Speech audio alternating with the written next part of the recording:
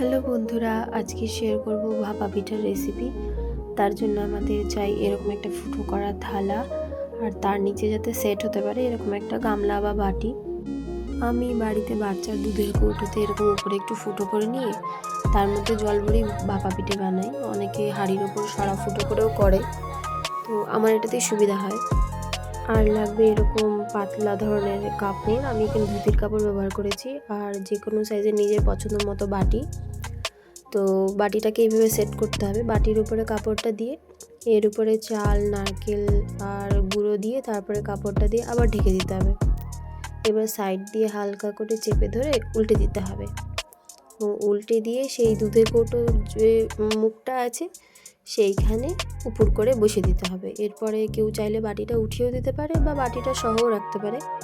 আমি বাটিটা সহই রেখে দিই, তাহলে আমার মনে হয় খুব তাড়াতাড়ি হয়। এবার চালটা তৈরি করে নিতে হবে। ভাপা পিঠের চালটা একটু ভেজা ভেজা থাকলেই ভালো হয়, বেশি ড্রাই হলে পরে পিঠাটা পরে শক্ত হয়ে যায়। এবার চালের গুঁড়োটা একটু ছেঁকে নিয়ে তার মধ্যে সামান্য লবণ দিয়ে অল্প অল্প করে জল দিয়ে মাখতে হবে। পুরোপুরি মাখতে হবে না, মানে একটু ঝুরঝুরেও যেন থাকে, আবার মুঠো পাকলে যেন দলার মতন হয়ে যায়, আবার একটু চাপ দিলেই যেন ভেঙেও যায়। ঠিক এরকম যেমনটা আমি দেখাচ্ছি এইরকম হতে হবে, বেশি ঝুরঝুরে হলেও হবে না। এবার ফুটো করা থালাটা নিয়ে নিতে হবে, তার উপর মিশ্রণটা দিয়ে আলতো হাতে ঘুরিয়ে ঘুরিয়ে গুঁড়োটা বের করে নিতে হবে। চালের গুঁড়োটা একটুখানি মোটা দানার বেরোবে, তাহলে যদি জল দিয়ে মেখে এরকম গুঁড়ো করে নেওয়া হয় তাহলে একটু মোটা দানা বেরোয়, সেটাই ভাপা পিঠাতে একটু ফ্লাফিনেসটা আসে। আমি কোনো রকম বেকিং পাউডার এখানে ব্যবহার করি না।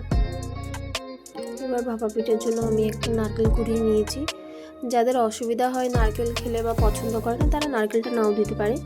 আর কিছুটা আমি এখানে গুড় নিয়ে নিয়েছি, খেজুর গুড়। এবার জল দিতে হবে এই কৌটোটার মধ্যে, মোটামুটি 70% বা 75% জল দিয়ে গ্যাসে বসিয়ে দিতে হবে। কাপড়টা একটু ভিজিয়ে নিতে হবে, ঠিক যেভাবে দেখিয়েছিলাম সেইভাবে বাটির উপরে রেখে এবার একটু চালের গুঁড়ো দিতে হবে, চারপাশ দিয়ে আলতো হাতে ছড়িয়ে দিতে হবে, দিয়ে তারপর একটু গুড় দিতে হবে। আমি হাতে করে দিচ্ছি যেহেতু গুড়টা গলে গেছে, চামচ দিয়ে পড়ছিল না। তারপরে একটু নারকেলটা পছন্দ না হলে কেউ না দিবে, স্কিপ করবে। তারপর আবার একটা লেয়ার দিতে হবে চালের গুঁড়ো। কেউ বড় বাটি ব্যবহার করতে চাইলে সেক্ষেত্রে আরেকটা গুড়ের লেয়ার দিতে পারে। এবার উপর দিয়ে কাপড়টা দিয়ে ফোটানো চালের উপর বসিয়ে দিতে হবে।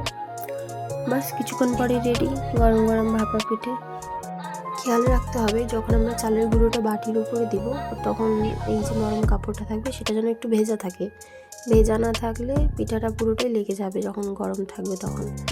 দেখো এখানে খুলতে গিয়েও কিছুটা আমার লেগে যাচ্ছিল, তো একটু জল থাকলে তাহলে অতটা লাগবে না।